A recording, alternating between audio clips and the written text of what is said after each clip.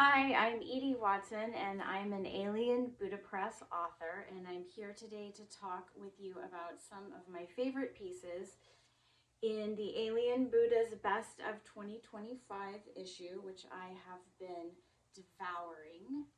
It was really hard to choose because this is already the best of the best, so trying to choose my favorite pieces was excruciating, but I did narrow it down to a few that I'm excited to share with you today.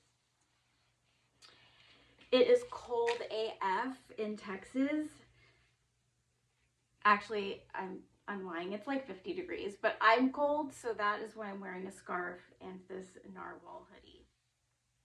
So please do not let it distract you from the loveliness of the language in this first piece that I'm going to share with you tonight, which is A Beat Up Van and Shooting Stars by Harleigh McGowan from their chapbook Better to Be Abducted, which the whole thing is amazing. So I'm just going to share an excerpt from this for brevity's sake, and hopefully it will whet your appetite to read the entire thing. He liked to take me for a drive. It was nice, especially at sunset. The sky streaked with oranges and pinks, the desert starting to cool. It was the only time I felt okay. Aiden liked to have the windows down. The AC in his beat-up old van was always out. I loved that van. It was straight out of a 60s film. The inside was decked out like a stoner's dream come true with pillows, LED lights, and ashtrays. Our first week here, he had me and several of our friends spray paint the sides. We decided to paint the New Mexican horizon, wrapping the scene around the van and painting the different stages of the setting sun. I focused on the side where the sun completely vanished behind the mountains. I took a brush and dotted the indigo sky with white stars. We finished the details and then stood back to admire our work. Aiden slung an arm over my shoulder and I blushed feverishly. He didn't know I liked him then. I glanced up at his beautiful face, his strawberry blonde surfer hair falling into his eyes. You are out of this world, I thought. Out of this world. The whole chapbook, like I said, is also out of this world. I highly recommend. The second piece I'd like to share is a poem called Why Don't You Have Children by Devon Fulford from their book Onus. As a person who is childless by choice, this poem really hit me in the feels, way down deep in my soul. Thank you, Devon, for this. Why don't you have children? Because today I read a thread about men who say they want to knock a woman's teeth out when she smiles at them after sex. And it wasn't just one man. Scores of sons chimed in with their own ravenous desire to beat a woman senseless once they collapsed themselves inside her. Because I am desperately selfish, just ask the internet. Because my dog needs me more than anything could possibly need anyone, and I am unwilling to compromise his sacred trust. Because have you seen the news lately?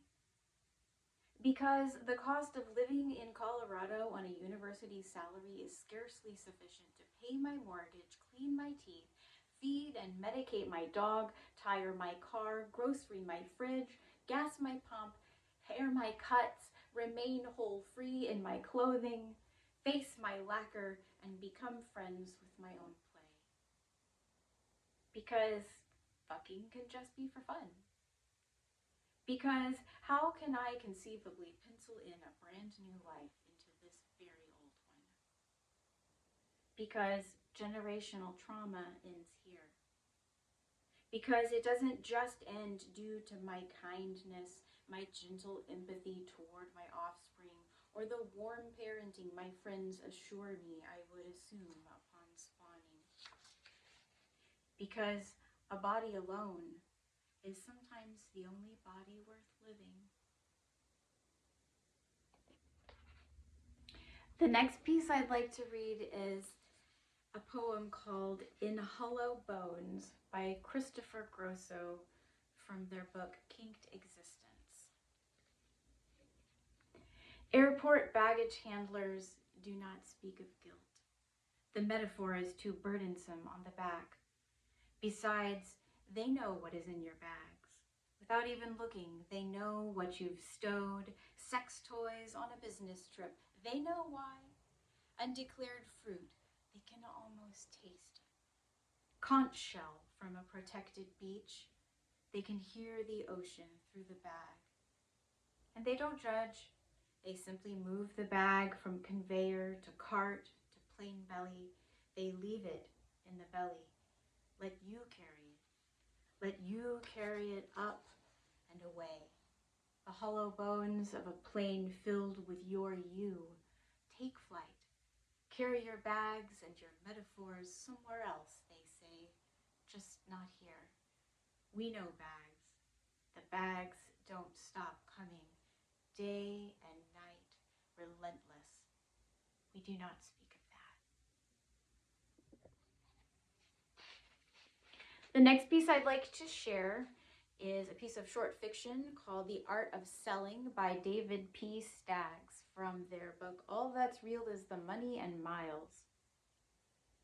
And like I did with a previous piece of short fiction, I'm just going to read an excerpt from this, and hopefully it will whet your appetite for more, and you'll read the rest of the story, which is fabulous.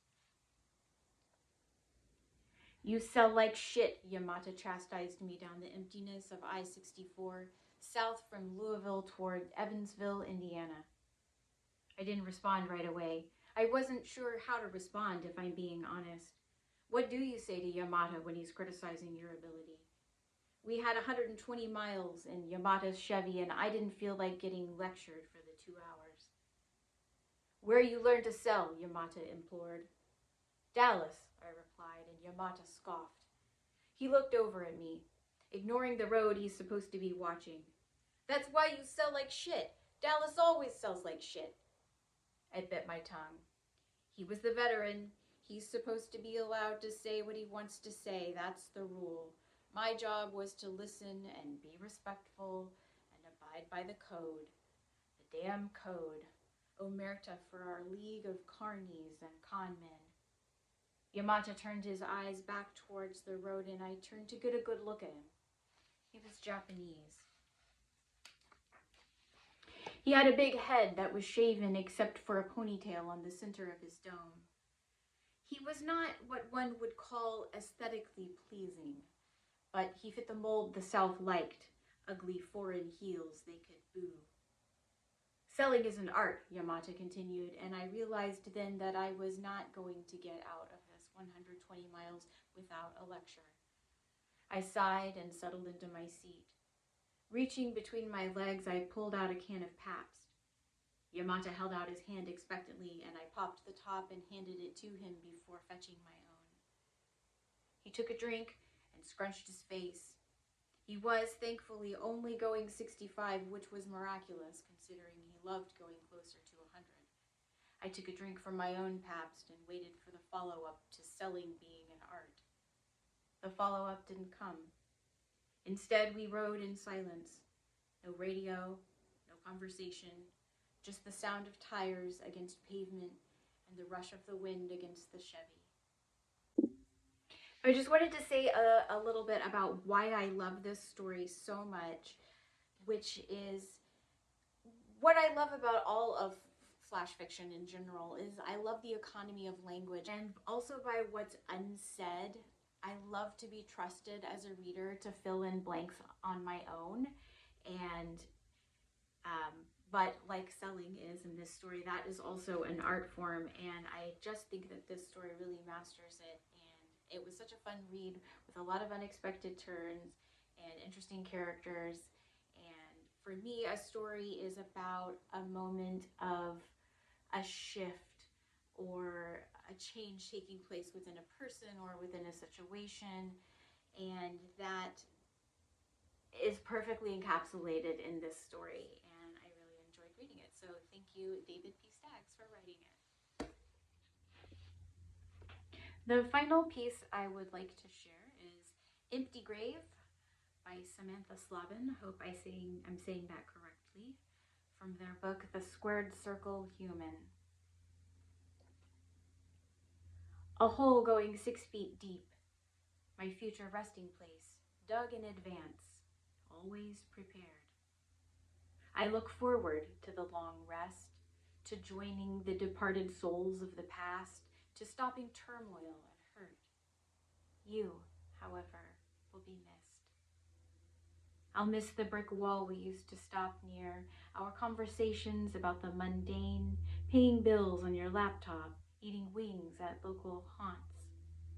I'll miss walking the dog after a rainstorm, watching moonsaults and high flyers, miss plane rides to the happiest place on earth.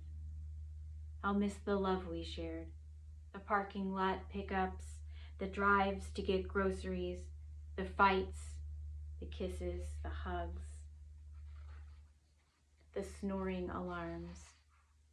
I'll miss shrinking your shirts in the dryer, knocking over piles of cards for gaming, hearing your mom and dad on the car speaker saying goodbye to you every morning. What will you miss about me? Will you miss my laugh, my snorting, my voice when I get excited, my passion, my frustrated stare? Will you miss my nicknames, my talk of undesirable coworkers, my interest in you and your loves, my persistence, my drive? We're several years off from the final dance, a last duet to usher me into my dirt nap. An empty grave sits and waits, for how long we don't know, but she's proud to receive my chilled, decaying body when it's ready to return home. As a poet myself, I often find myself reflecting on death, and my own death in particular, like that's a thing that's gonna happen.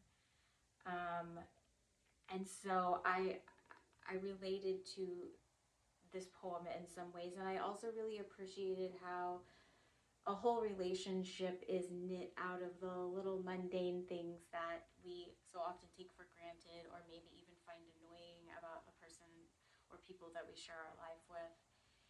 And I loved the ending, that kind of tonal shift at the end where the grave becomes this welcoming place and laying the body to rest is an act of love, and the earth waiting to receive the body. It's just very beautiful and very comforting way to end what is otherwise kind of a heartbreaking poem. So kudos to Samantha, and thank you for writing that.